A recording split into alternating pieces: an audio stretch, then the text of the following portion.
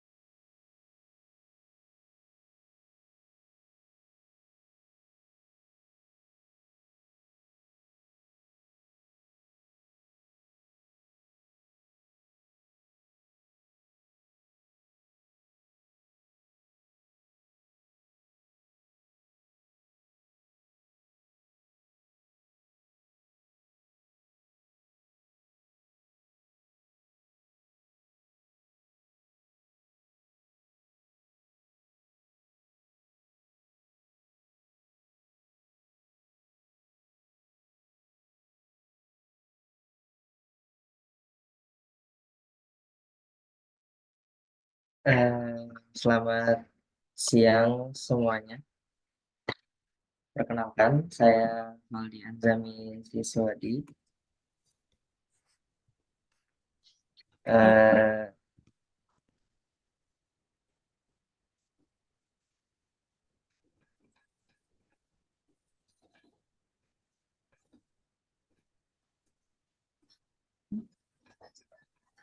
Hmm? Hmm? Belum, belum. izin teman-teman semuanya, apakah suara saya terdengar? Terdengar. Baik, terima kasih.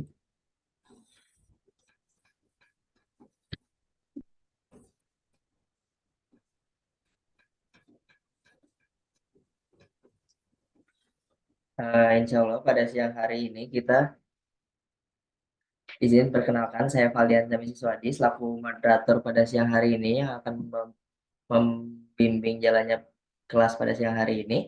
Nah, pada siang hari ini kita akan membahas tentang keperawatan maternitas. Nah, yang akan dipaparkan oleh Ibu Nurse Wiwi Herdalisa, SPD Eskep, MKes.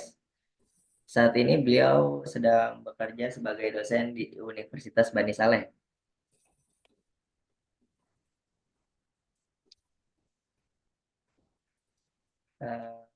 Peraturan kelas, nama peserta.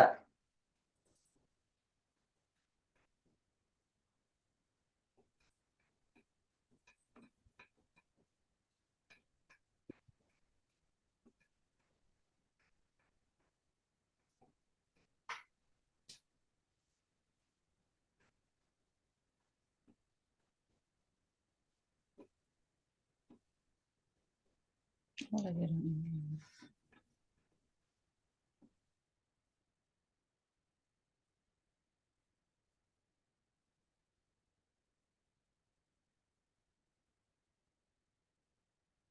Peraturan kelas, nama peserta harus sesuai dengan nama yang tertera pada saat pendaftaran.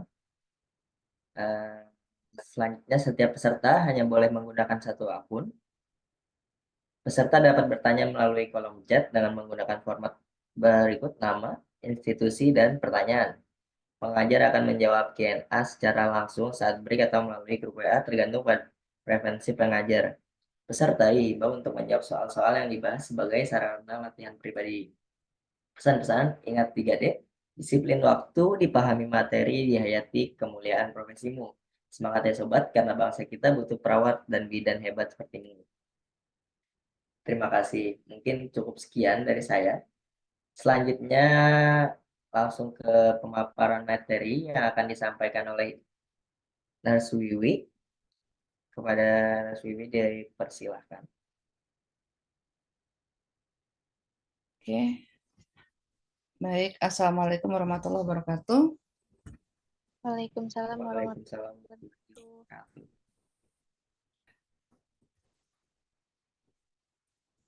Selamat siang semuanya. Ada berapa ya peserta? Saya belum lihat satu persatu nih. Untuk hari ini yang hadir baru 6 orang, Ibu. Oke, baik. Perkenalkan, tadi sudah diperkenalkan saya dengan Ibu Herdalisa. Saat ini saya masih aktif sebagai dosen di Universitas Bani Saleh. Siang hari ini kita akan sama-sama membahas mengenai keperawatan maternitas. Sebentar saya akan share screen dulu ya.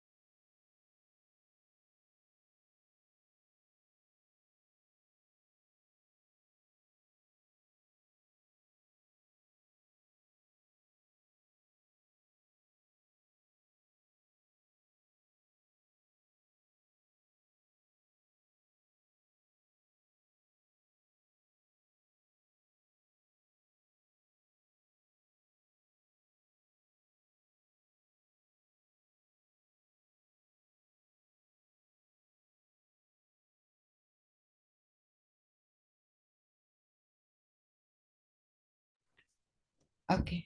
Baik, udah kelihatan belum layarnya? Belum terlihat, Ibu. Belum terlihat ya? Materinya belum terlihat. Belum, masih di dokumen. Oh, ini udah di share screen deh saya deh. Udah share screen sharing kok. Nggak bisa ya? Coba sebentar. Kalau ini kan kita ini. Hmm, bisa masuk. Oh, share start. Harusnya udah masuk ya ke materinya ya? Belum ya? Belum terlihat ya?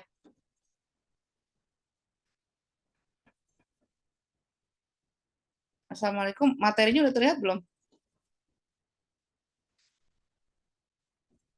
Apakah materinya udah terlihat? Belum, Ibu. Mungkin bisa saya bantu share screen ya, Bu? Boleh? Boleh deh. Boleh, boleh.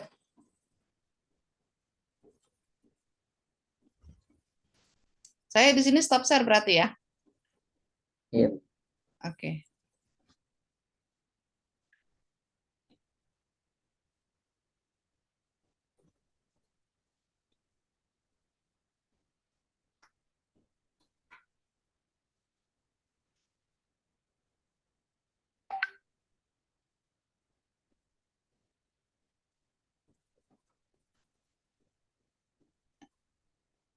Baik. Oke, kita bisa mulai ya? Ya, Ibu. Bisa dimulai. Oke, baik ke materi nomor 1. Kok nggak bisa ya? Enggak, di sini mama. Nah, guys. Itu hilang.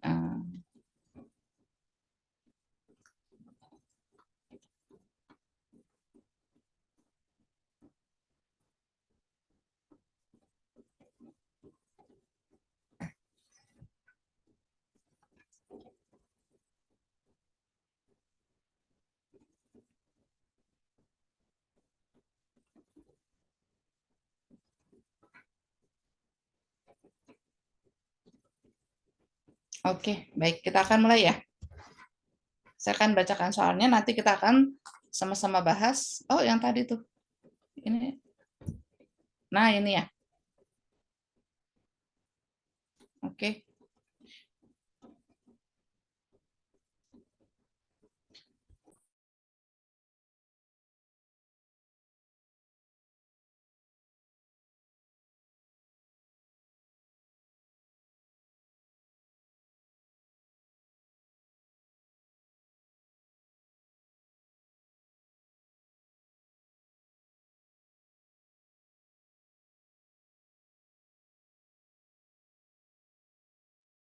Mohon maaf, Bu. Suaranya kedengaran. Ya.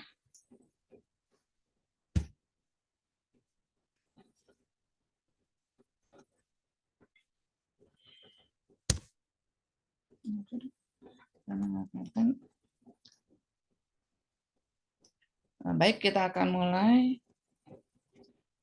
Soal nomor 1.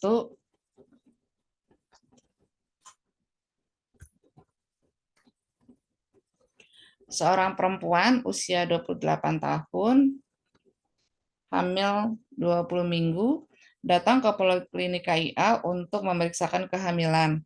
Hasil dari pengkajiannya yaitu riwayat persalinan tahun 2000, melahirkan bayi laki-laki dengan usia kehamilan 38 minggu, pasien melahirkan bayi perempuan usia kehamilan 37 minggu pada tahun 2005 dan pasien mengalami keguguran pada saat usia kehamilan 13 minggu tahun 2010. Nah, bagaimana penulisan status obstetrik pada kasus tersebut?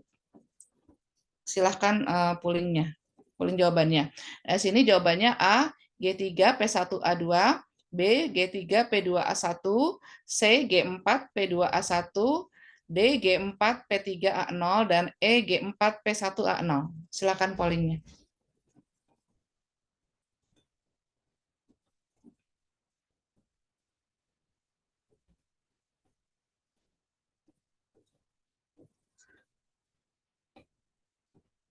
Sudah semua? Full ya? 100% ya? Belum ya, baru 2/5, 40%. Masih ditunggu, silahkan.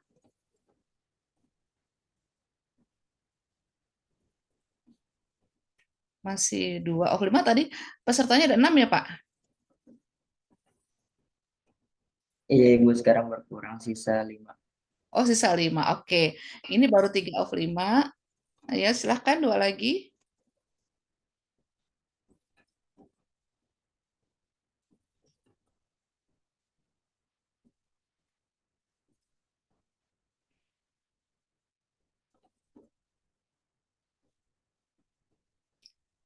Perlu kita kasih waktu nggak atau kita tunggu semua yang menjawab, Pak?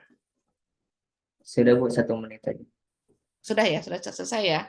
Baik, sekarang kita akan sama-sama bahas. Di sini jawabannya adalah yang B, ya. Oke, kita akan bahas untuk jawabannya.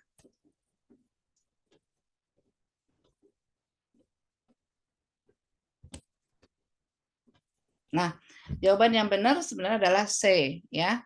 Kenapa? Karena kan tadi saat ini ibu itu grafitnya hamil 20 minggu, grafit yang keempat. Tapi persalinannya yang 2025 dan ada riwayat keguguran di 2010. Jadi partusnya 2, 2000 dan 2005, abortusnya 1, 2010. Jadi jawaban yang benar adalah C.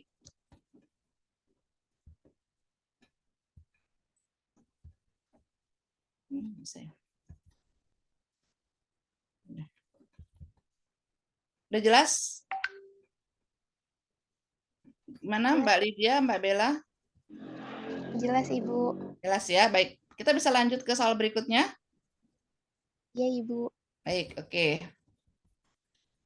Oke, soal nomor 2. Di sini adalah seorang perempuan usia 23 tahun dengan G1 P0A0 datang ke Poliklinik KIA untuk pemeriksaan kehamilan dengan hasil pengkajian. Sorry. 23 tahun G1 P0A0 datang ke Poliklinik KIA untuk memeriksakan kehamilannya. Hasil pengkajiannya HPHT-nya 20 April 2017, sementara siklusnya 28 hari dengan tensi 120/70 mm air raksa, frekuensi nadi 80 kali per menit, dan TFU-nya 3 jari di atas pusat punggung kiri. Nah, kapan taksiran persalinan pada kasus tersebut?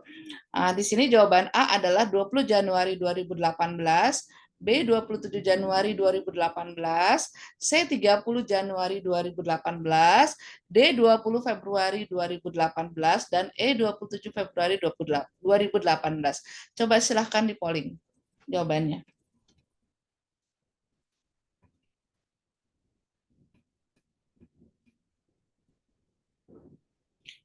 Lihat, ingat rumusnya ya.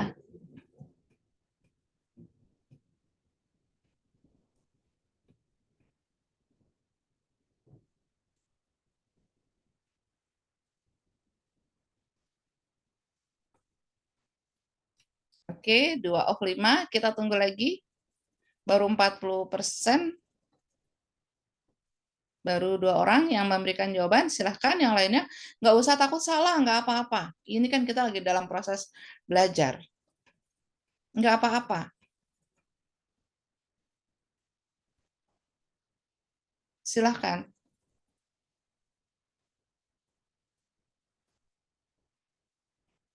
Nah, baik.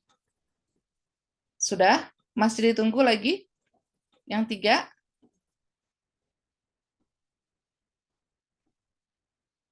Oke. Oke. Silahkan lagi, satu lagi.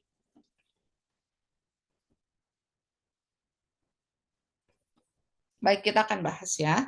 Ibu mau tanya, untuk yang menjawab D, perhitungannya seperti apa?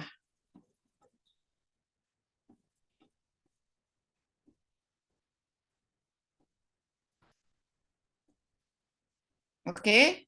Atau yang B? Yang menjawab B, perhitungannya seperti apa? Bisa dapat di B. Di taksiran 27 Januari 2018.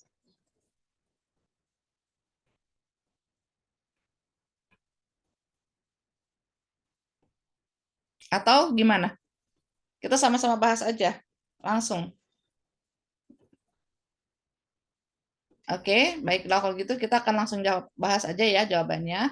Baik, jawaban yang benar adalah B. Betul ya. Tadi maka Ibu tanya, tuh dapat tuh jawabannya B, benar, alhamdulillah. Ya. Kenapa? Karena menggunakan rumus Nagel untuk perhitungan taksiran persalinan. Jadi, bila HPHT Anda bulan Januari, Februari, Maret sebelum tanggal 25 ya, maka rumus yang Anda gunakan adalah plus 7 untuk tanggal dan bulan plus 9. Bila HPHT-nya di atas tanggal 25 hingga Desember, maka rumus yang akan Anda gunakan adalah tanggalnya plus 7, bulan min 3, tahun plus 1. Nah, untuk ini, kasus ini, tadi kan HPHT-nya 24/2017, sehingga kita gunakan rumus plus 7, min 3, dan plus 1. Nah, sehingga kita dapatkan taksiran partus adalah 27 Januari 2018, yang itu adalah jawaban yang dapat di B, 27 Januari 2018. Sudah cukup jelas? Jelas, Ibu. Oke, baik. Kita masuk ke soal ketiga ya. Silakan, Pak. Nah, baik. Soal nomor 3, di sini ada seorang perempuan usia 35 tahun dengan G1P0A0 hamil 28 minggu datang ke UGD dengan keluhan keluar darah, flek dari kemaluan. Dari hasil pengkajiannya tidak ada keluhan nyeri, flek darah berwarna merah segar, sementara hasil USG-nya adalah plasenta previa lateralis. Oke, sebagai perawat, apa tindakan yang tepat pada kasus tersebut? A. Kaji jumlah darah yang hilang. B. Kolaborasi pemberian heparin. C. Anjurkan untuk tirah baring. D. Pantau intake output cairan. Dan E. Pantau pergerakan janin. Silahkan pollingnya.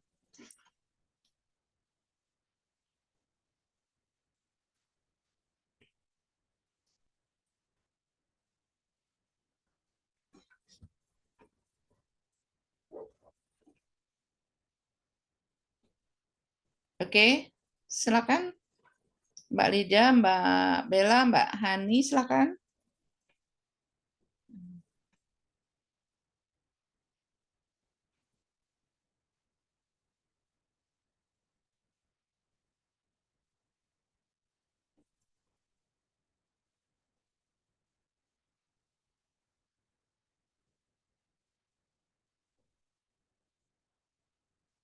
Oke, masih 2 orang. Masih, silakan, masih ditunggu yang lainnya.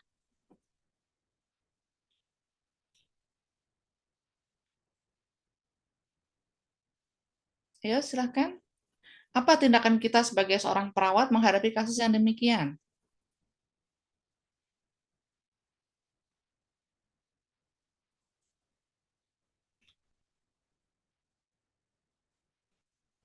Oke, silakan. Masih ditunggu? Atau kita bahas? Oke.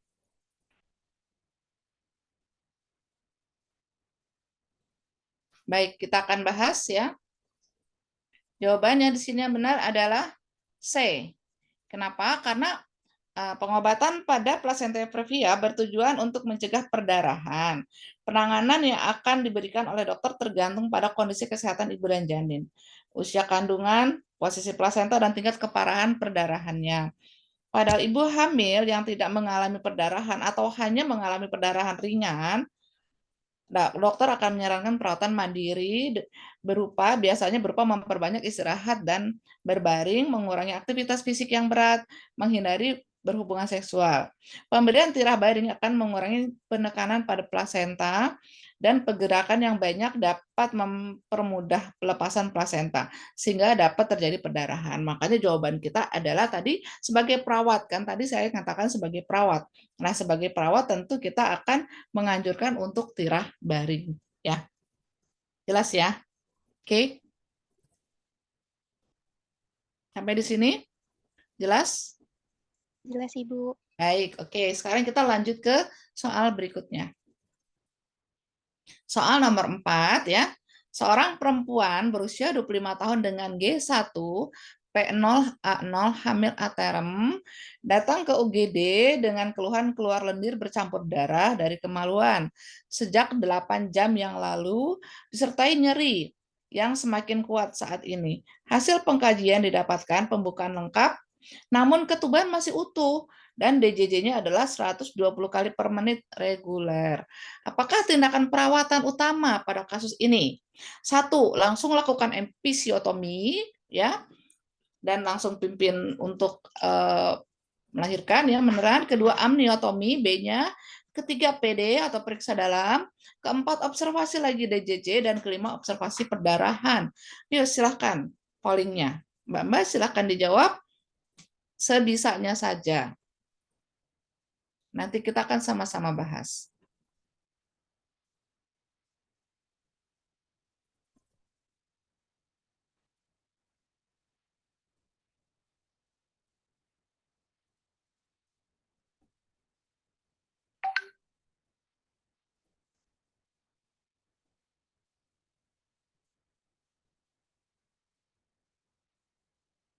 Ayo, masih ditunggu 3 lagi, silahkan.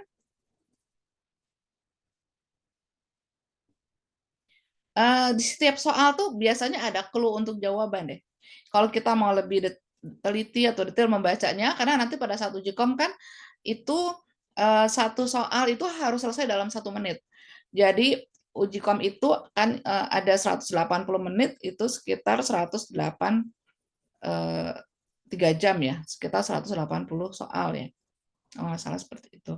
Nah, jadi kita lihat masing-masing soal tuh ada clue. Biasanya ada clue jawabannya di situ. Untuk soal ini pun ada. Kalau kita mau lebih detail bacanya. Nah, baik ya, kita sama-sama bahas. Di sini sebenarnya di soal ini tuh tadi clue-nya adalah gini. Kalau mau dilihat ya, tadi kan seorang perempuan 25 tahun dengan G1 P0 hamil aterem datang UGD dengan keluhan keluar lendir bercampur darah dari kemaluan sejak 8 jam yang lalu disertai dengan nyeri semakin kuat.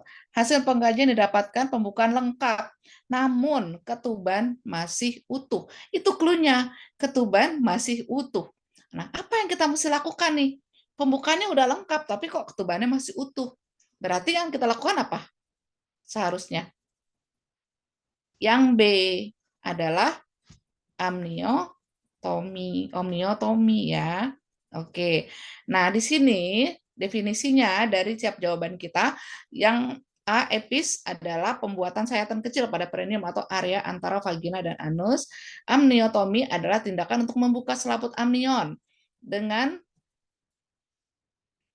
ya membuat robekan kecil dengan cara atau dengan jalan membuat robekan kecil yang kemudian akan melebar secara spontan akibat gaya berat cairan dan adanya tekanan di dalam rongga amnion. Nah, kalau pemeriksaan genitalia bagian dalam atau PD mulai dari vagina sampai serviks menggunakan 2 jari, yang salah satu tekniknya adalah menggunakan skala ukuran jari lebar 1 jari berarti 1 cm untuk menentukan diameter dilatasi serviks atau pembukaan. Nah, sementara ini kan nggak perlu karena tadi kan soalnya pembukaannya sudah lengkap. Ya, indikasi dilakukan amniotomi adalah jika pembukaan telah lengkap dan ketuban masih utuh. Nah, tadi Ibu bilang sebenarnya ada clue-nya. Clue-nya adalah di situ ketuban masih utuh. Itu clue jawabannya. Jadi tindakan kita ya tentu gimana caranya kita membuat robekan supaya selaput amnionnya bisa robek, bisa terbuka gitu kan.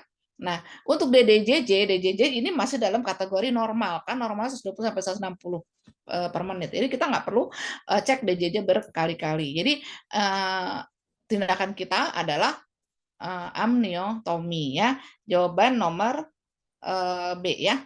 Oke, itu clue dari soalnya. Oke, cukup jelas? Jelas, Ibu. Baik, oke. Sekarang kita lanjut ya ke nomor 5. Makanya tadi Ibu bilang, coba kita baca soal itu dengan detail. Insya Allah sepertinya jawaban itu sebenarnya ada di dalam soalnya. Oke, seorang perempuan usia 38 dengan P3A0 dirawat di ruang nifas ya. Dirawat di ruang nifas 5 jam yang lalu. Hasil pengkajiannya, pasien mengatakan mengganti pembalut 2 kali dalam 1 jam dan belum menyusui. Kontraksi uterus lemah, TFU-nya 2 jari di atas pusat. Tensi 90/7 mm air raksa, frekuensi nadinya 88 kali per menit, dan nafasnya 24 kali per menit, suhu 37 derajat. Apakah intervensi keperawatan untuk mengatasi kasus ini? 1. Monitoring perdarahan. 2. Melakukan masase uteri. 3. Kolaborasi pemberian cairan infus. 4. D atau 4 drip oksitosin, dan E. Menganjurkan pasien menyusui bayinya. Oke, biasanya apa yang dilakukan?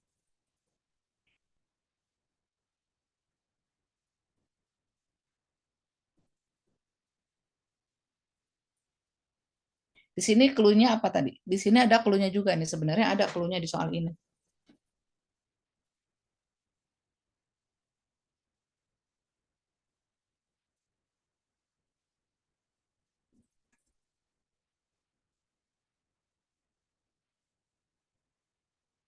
Apa? Oke, silakan lagi. Jika masih ada yang mau itu polling, silakan. Nggak usah takut salah ya, kita lagi sama-sama belajar, nggak apa-apa. Siapa tahu benar.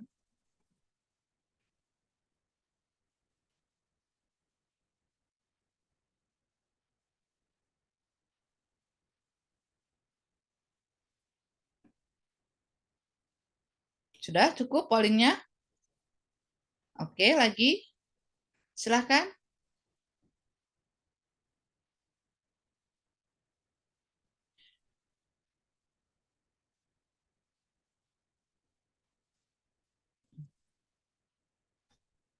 Oke, baru 60% sih sebenarnya. Mau ditunggu nggak nih yang 2 lagi? Atau kita mau bahas?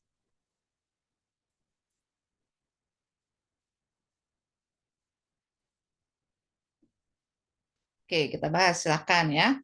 Nah, jadi tadi tuh ada jawaban D atau E. Jadi sebenarnya jawaban adalah B ya. Kenapa? Nah, clue-nya di saat itu adalah mengganti pembalut dalam 1 jam tuh 2 kali. Situ, observasi di situ. Nah, di sini kita harus lakukan masase uterus. Karena akan menstimulus oksitosin, sehingga terjadi kontraksi uterus yang akan mengurangi terjadinya perdarahan. Itu clue-nya tadi. Nah, apa yang kita mesti lakukan? Ya kita harus masase. Ya, karena akan menstimulus oksitosin untuk terjadinya kontraksi sehingga akan meminimalisir terjadinya perdarahan. Nah, tadi clue-nya di soal adalah dalam 1 jam mengganti 2 pembalut. Itu sebenarnya.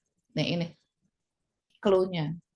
Di situ titik-titik apa kritisnya gitu loh. Jadi kita itu kalau cuma monitoring perdarahan ya berarti kita nggak apa namanya nggak membantu pasien, kita hanya memonitor doang gitu kan. Nah sementara sebagai perawat kita bisa membantu untuk mengurangi terjadinya perdarahan itu dengan melakukan masase uteri.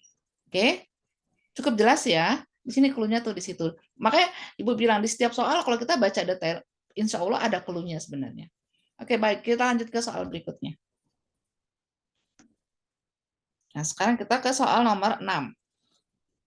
Oke. Seorang perempuan berusia 26 tahun dengan P1A0, postpartum 48 jam ya, dirawat di ruangan nifas dengan keluhan payudara, bengkak dan terasa nyeri dengan skala nyeri 5 sampai 6 dari 0 sampai 10. ASI tidak keluar dan badan meriang.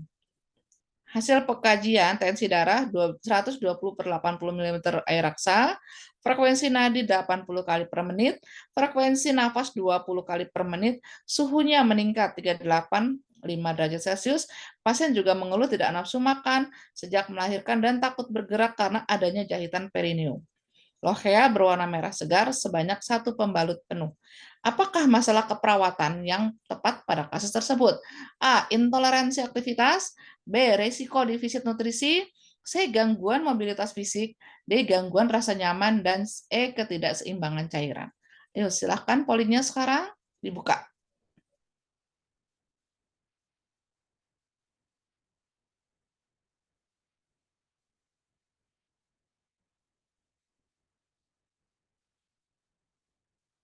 Silakan.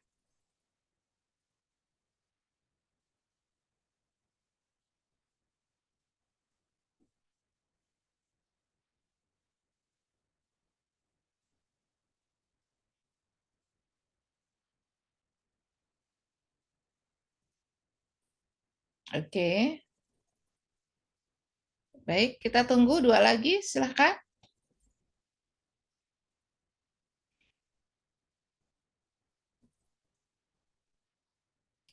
Boleh saya tanya, yang jawabannya D, kenapa menjawabnya D?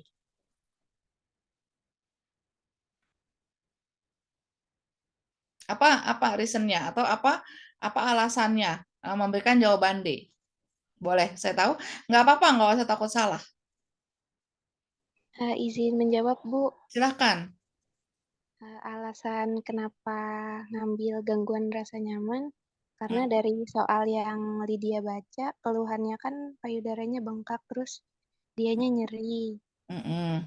Terus pasiennya juga ngeluh, takut buat bergerak karena ada jahitan perineum tadi, Bu. Ya, baik. Oke, sekarang coba kita lihat jawabannya. Ya, betul jawabannya D. Ya.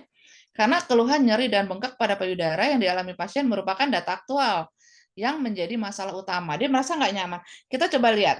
Kita lihat tensinya normal sebenarnya. Nadinya juga normal ya. Di situ clue-nya adalah ASI nggak keluar, badan meriang. Ya, tapi tensinya normal. Nadinya juga normal, nafasnya normal. Cuman suhunya memang nggak 38,5, naik sedikit. Dia ngeluh nggak nafsu makan, betul baru kali itu dia nggak nafsu makan. Sebelumnya kan nggak ada masalah. Sejak melahirkan dan takut bergerak kan, dia takut bergerak dan ada lokea, tapi lokeanya warna segar, nggak ada masalah dengan satu pembalut penuh. Jadi di situ clue-nya adalah pasti ASI nggak keluar ya, payudara bengkak, merasa nyeri, ASI-nya nggak keluar dan skala nyerinya 5-6. Jadi ketidaknyamanan pada si pasien ya. Oke. Itu jawabannya. Ya, D. Keluhan nyeri dan bengkak payudara yang dialami pasien adalah data aktual yang dia alami dan menjadi masalah utama dalam kasus ini. Baik, kita lanjut. Oke. Soal oh ya, sorry, Ibu mau nanya. Nomor 6 tadi udah jelas ya? Cukup jelas ya? Jelas, Ibu. Ya, baik. Sekarang soal nomor 7, seorang perempuan berusia 18 tahun datang ke klinik KIA dengan keluhan nyeri saat haid. Ya, hasil pengkajian diperoleh data nyeri yang dirasakan pada daerah simpisis.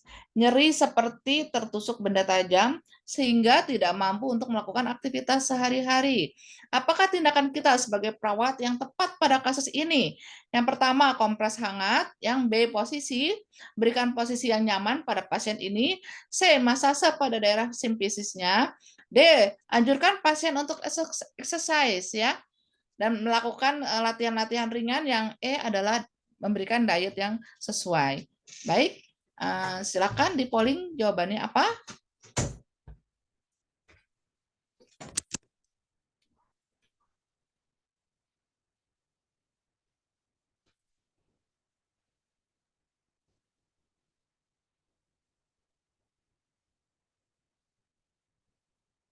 Oke, 2 dari 5. Silakan dilanjut.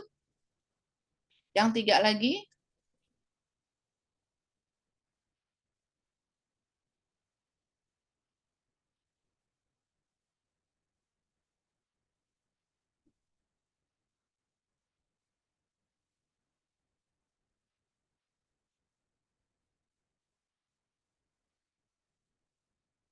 Oke, 2. Silakan, masih ada yang mau memasukkan jawabannya, pollingnya? Baik, 3. Satu lagi.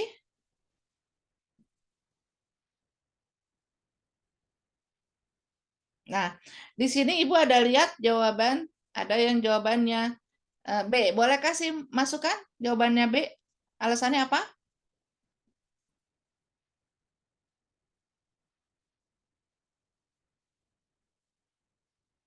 Atau yang jawabannya A deh, yang lebih ada 2 orang. Silakan masukannya. Kenapa memberikan jawaban A?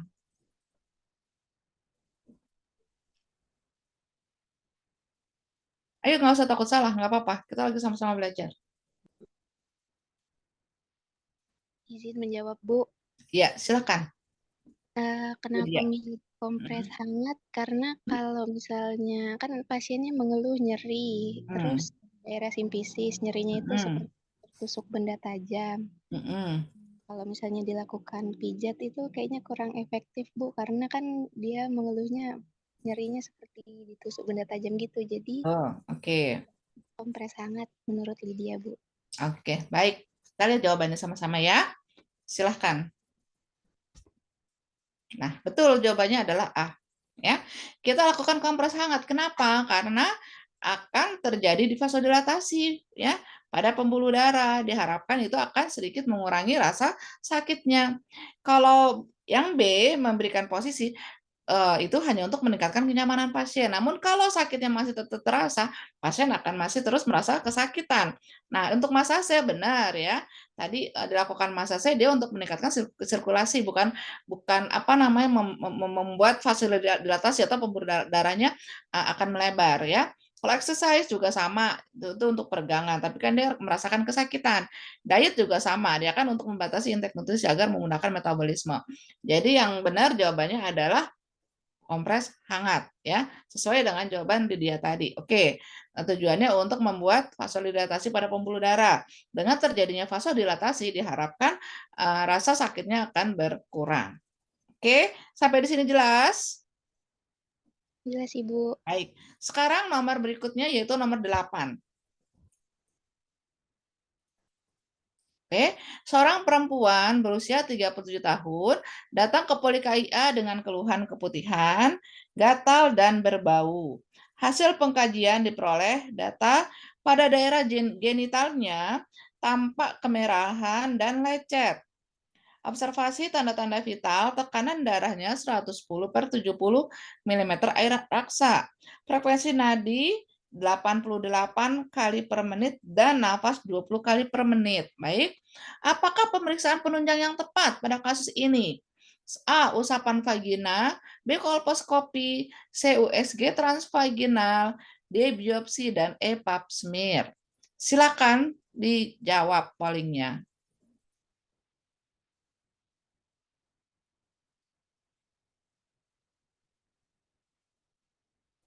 Ada clue-nya di soal ini juga ada clue jawabannya.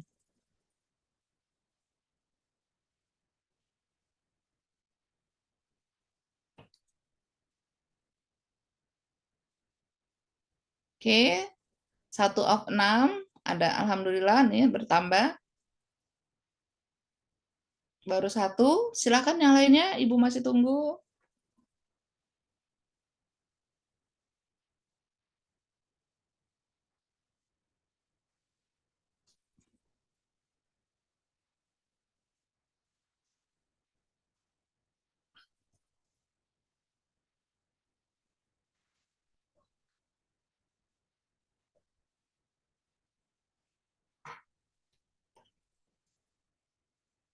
Oke, 3, 6, 5, baru 50% nih pollingnya. Ya silahkan, nggak usah takut. Nggak usah takut salah. Ayo berani, ayo berani. Tadi ada beberapa kali yang benar tuh.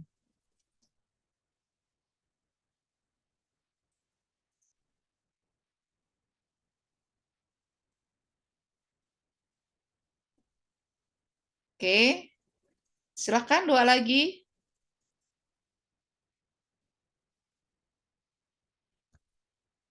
Oke, 1 lagi. Ibu tunggu masih ya. Nggak apa-apa ya, kita sama-sama tunggu ya. Nggak apa-apa, salah. Nggak apa-apa.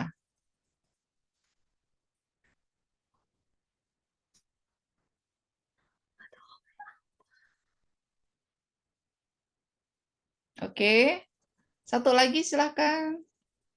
Baik, yang menjawab bisa mewakili nggak? Siapa yang mau mewakili? Silahkan. Yang menjawab A, menjawab D, atau menjawab E? Silahkan. Ada yang mau kasih masukan? Kenapa menjawab A, menjawab D, atau menjawab E? Silahkan. Ibu kasih kesempatan. Nanti kita akan bahas sama-sama.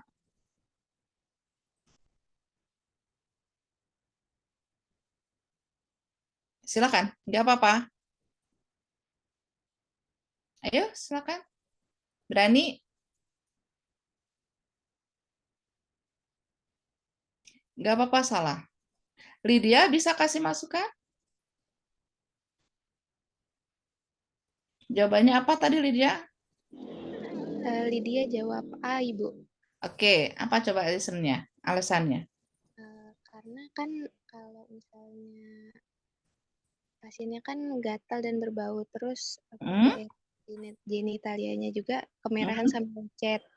Kalau Betul? dilakuin pap smear kayaknya kurang efektif Ibu, soalnya kan lecet sama kemerahan tadi. Ya, Usap oke. vagina itu kan apa kayak di swab gitu Ibu. Ya, oke. Baik ya.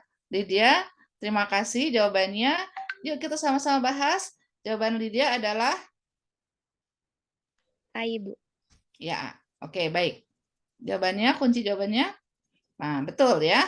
Kunci jawabannya adalah A. Tadi clue-nya di soal tadi itu adalah di vagina ya. Vaginanya keluhannya keputihan, gatal, dan berbau ya. Nah, terus dari hasil pengkajiannya pada daerah genital pasien tampak kemerahan. Pada daerah genital bagian luar ini tentu ya, yang terlihat langsung ya, kemerahan dan lecet. Nah, sekarang kita mau tahu gitu kan, ya, pemeriksaan apa sih untuk mengetahui keadaan tersebut gitu kan, kasus ini gitu ya. Ya otomatis dong, yang tadi kita lihat kan daerah genital bagian luar yang lecet itu kan yang kemerahan ya. Terus yang langsung kelihatan berbau, keputihan juga kelihatan dari situ. Jadi otomatis yang kita lakukan ada usapan vagina. Nah, itu clue-nya. Clue-nya di soal ini adalah ya, keputihan, gatal dan berbau itu langsung bisa terlihat ya. Terus di daerah genital pasien kelihatan kemerahan dan lecet. Itu sebenarnya clue dari soal ini. Jadi kita harus lakukan usapan vagina ya. Karena untuk mengetahui terjadinya atau sebabnya ada infeksi apa sih, ada kuman apa sih di daerah tersebut ya. Kalau kolposkop dia untuk memastikan dia lebih dalam ya ke dalam rahim untuk mengetahui adanya sel-sel yang abnormal. USG transvaginal untuk mengetahui kondisi abnormal internal dari organ reproduksi ya. Kalau yang nomor D itu untuk biopsi pengambilan jaringan tubuh untuk pemeriksaan ke laboratorium. Yang E pemeriksaan untuk mengetahui adanya sel juga abnormal pada serviks atau pap smear ya. Jadi karena di area vagina pasien di situ berbau, keputihan, gatal, lecet dan sebagainya ada di sekitaran situ. Otomatis yang kita langsung ambil adalah usapan vaginanya. Otomatis kita ingin tahu ada kuman apa sih sebenarnya di situ. Infeksi karena apa sih pada pasien ini gitu. Jadi langsung kita lakukan usapan vagina. Jadi clue-nya tuh langsung di situ. Nggak usah jauh sampai ke dalam karena dari situ dulu kita akan lihat kuman apa sebenarnya yang diderita oleh pasien ini. Ya. Oke, baik. Udah jelas sampai di sini? Jelas Ibu. Oke, Ibu kecepatan nggak ya bahasnya? Tidak Ibu. Enggak Sedang. ya? Oke, baik ya. Kalau gitu kita lanjut ke soal berikutnya. Kalau ada rasa kurang jelas atau kecepatan, nggak apa-apa, langsung silakan kasih masukan. Ibu tolong jangan kecepatan gitu, atau Ibu kurang jelas bahasanya misalnya ya. Baik, kita lanjut ke soal berikutnya. Oke, di sini seorang perempuan, soalnya adalah seorang perempuan berusia 20 tahun, G1P0A0, hamil aterem, datang ke UGD dengan keluhan keluar lendir bercampur darah dari kemaluan sejak 3 jam yang lalu. Dan berdasarkan hasil pengkajian yang didapat, ya, pasien dipimpin meneran dan lahirlah bayi laki-laki. Perawat melakukan penilaian kondisi bayi dan mengeringkan tubuh bayi. Kemudian perawat memastikan janin tunggal. Apakah tindakan manajemen aktif skala 3 yang tepat dilakukan pada kasus tersebut? A. Melakukan hekting pada perineum, masase fundus uteri, pemberian oksitosin, dan D. Observasi perdarahan, dan E. Penegangan tali pusat terkendali. Silakan dijawab pollingnya.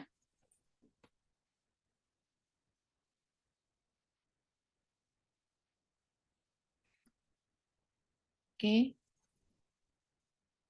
Ini bicaranya SOP ya, standar operating procedure pada pasien dengan skala 3.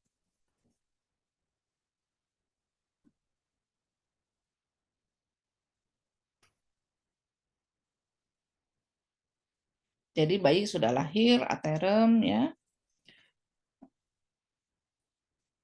laki-laki janin tunggal ya. nggak ada indikasi apapun ya, normal-normal saja ya. Kemudian apa yang dilakukan setelah apa namanya pasien dipimpin pasien sudah melahirkan ya dengan selamat, dengan normal, apa yang biasanya dilakukan di ruang persalinan? Ini bicaranya adalah prosedur atau SOP biasanya. Apa? Oke, ada yang bisa mewakili untuk masih dua orang ya. Masih kita tunggu ya. Baru 50% yang memberikan pollingnya. Silahkan yang lainnya, nggak apa-apa. Ayo.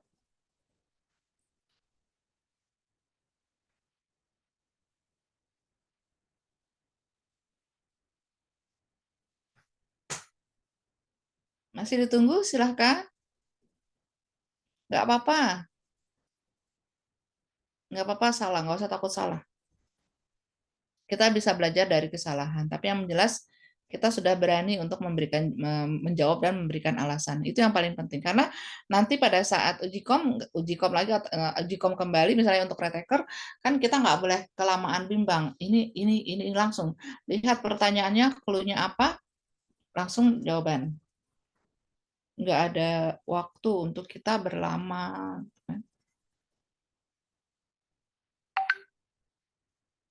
Oke, sudah? Nah, di sini ada yang menjawab B dan C. Ada yang mau memberitahukan ke Ibu, silahkan alasannya apa? Yang menjawab B atau C siapa saja, nggak apa-apa. Ibu pengen dengar suaranya Hani deh, Hani Amanda. Hani menjawab apa, Hani?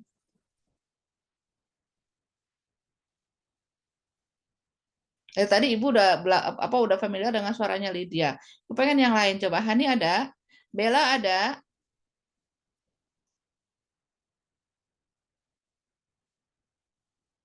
Yang menjawab B siapa? Yang menjawab C siapa?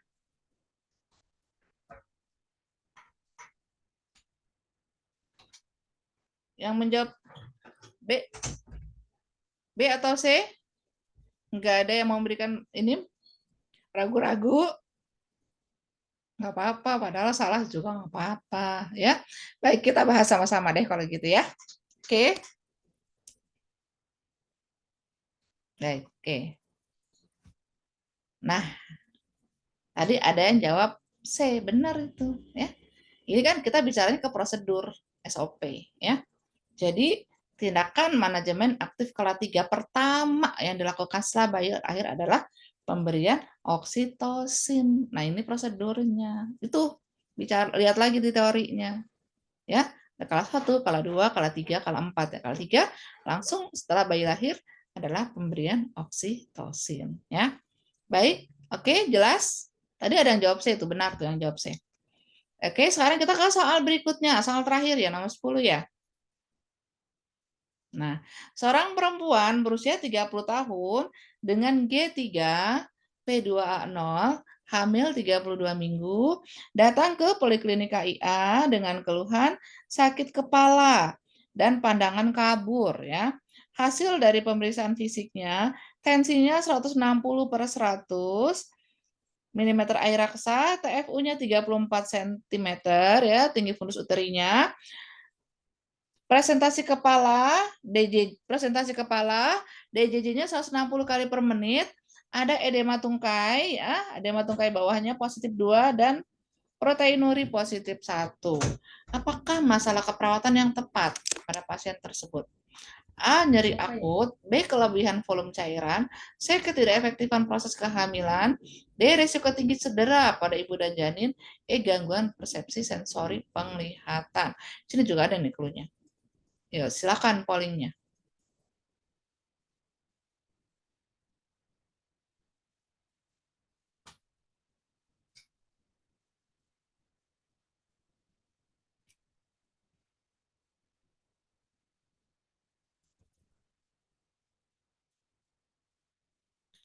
Ya, silakan dipikirkan, kemudian dijawab.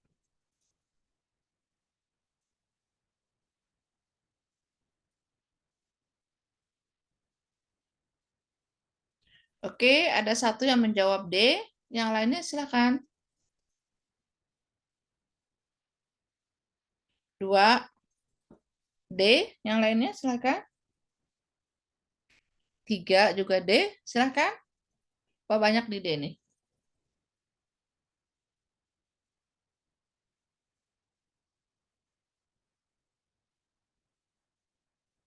Satu lagi? Oh, 3, udah 100. Oh, belum, masih kurang 1. Silakan, satu lagi. Sebenarnya ini semua jawabannya berarti D ya, hampir semuanya D. Baik, kita akan sama-sama bahas. Kenapa menjawabnya D? Clue-nya apa di kasus ini? Siapa yang berani memberikan tanggapan? Silakan. Izin menjawab, Ibu. Ya, silakan Lydia. Lydia kan milih D. Menurut Lydia alasannya kan ibunya kan hamil, terus dia keluhan sakit kepala sama pandangan yang kabur, terus tensinya juga tensinya juga tinggi, Bu. Tapi DJJ-nya normal, masih termasuk normal karena normal kan ya, 120 sampai 160. Oke, terus?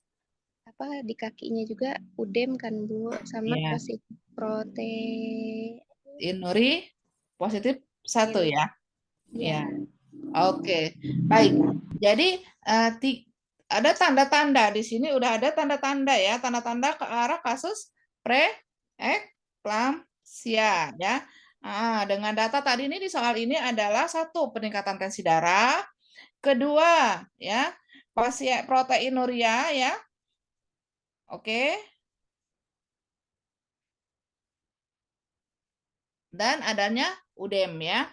Jadi itu 3 tanda-tanda terjadinya preeklamsi. Nah, kita sebagai perawat kalau melihat yang demikian berarti apa yang harus kita lakukan? Kemungkinan apa sih terjadi pada pasien ini adalah resiko tinggi cedera pada ibu dan janin. Apalagi tadi kan ibunya ngeluh sakit kepala dan pandangannya kabur ya. Oke, pembahasan kita benar, jawabannya adalah D ya. Di sini preeklamsi adalah tekanan darah tinggi di atas 140/90. Pasien ini masuk ya. Tadi 160 ya per 90. Oke. Terus adanya proteinuri yang terjadi pada kehamilan ya. Setelah 20 minggu. Nah, terus sampai akhir minggu persalinan. Pada preeklamsi volume plasma penglihatan sehingga terjadi hemokonsentrasi dan peningkatan hemotokra menuju ke maternal. Perubahan ini membuat perfusi organ maternal menyebabkan sakit kepala dan penurunan perfusi ini juga ke janin ya. Ini bisa menyebabkan gangguan pertumbuhan janin bahkan kematian janin. Sehingga masalah keperawatan pada pasien ini adalah risiko terjadinya cedera pada ibu dan janin ya. Pada kasus strateginya, pada kasus preeklamsi perawat memperhatikan 3 data penting yang tadi kita udah sama-sama bahas, yaitu 1, tensi darah di atas 140/90, adanya udema dan adanya proteinuri. Setiap kehamilan dengan komplikasi preeklamsi menyebabkan risiko tinggi terjadinya cedera pada ibu dan janin. Maka jawabannya adalah risiko tinggi cedera pada ibu dan janin ya. Itu dari clue tadi. Clue-nya di soal ini adalah 3. 1 tensi, kedua udem, ketiga proteinuri yang seharusnya nggak boleh terjadi. Tensi nggak boleh di atas 140/90, nggak boleh ada udem dan nggak boleh ada proteinuri. Jadi ketiga ini dan apalagi ditambah lagi dengan keluhan ibunya ada sakit kepala dan gangguan penglihatan. Sehingga kita harus memikirkan dengan kondisi ibu tersebut resiko terjadinya cedera pada ibu dan janin. Oke, jadi jawaban yang benar adalah benar ya, D pada kasus ini. Baik, sudah sampai di sini cukup jelas semuanya? Jelas, Ibu. Baik, ada yang mau ditanyakan?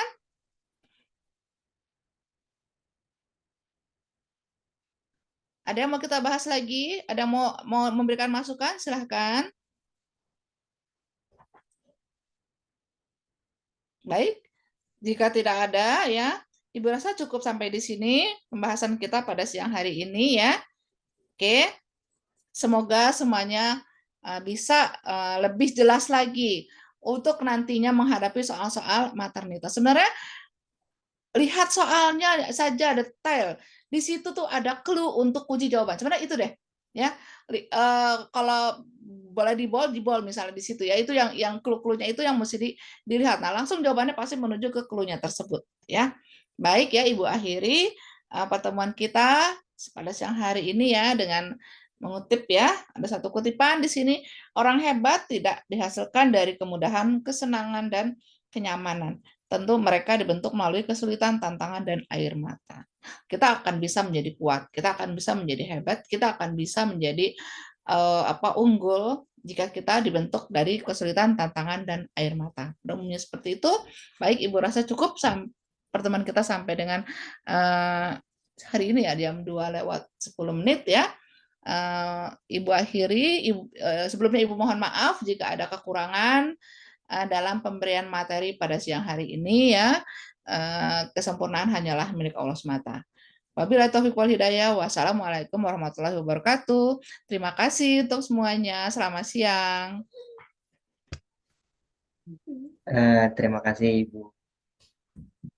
Terima kasih kepada Narasumber Herdalisa yang telah menyampaikan materi tentang keperawatan maternitas pada siang hari ini dan telah membahas 10 soal dan juga jawaban-jawabannya, dan juga terima kasih kepada para peserta yang telah hadir dan juga ikut aktif dalam kelas bimbang harapan pada siang hari ini. Semoga semuanya dapat lulus uji kompetensi dan menjadi yang terbaik. Mungkin cukup sekian untuk kelas siang hari ini. Saya cukupkan. Wabillahi taufiq wal hidayah. Wassalamualaikum warahmatullahi wabarakatuh. Salam warahmatullahi wabarakatuh. Ibu izin live ya. Izin saya end meeting ya semuanya. Terima Selamat siang. kasih. Semangat semuanya. Semangat. Ya. Insya Allah lulus uji kom kali ini. Oke? Semangat. Bu. Di bulan baik masih terus belajar. Alhamdulillah. Selamat siang.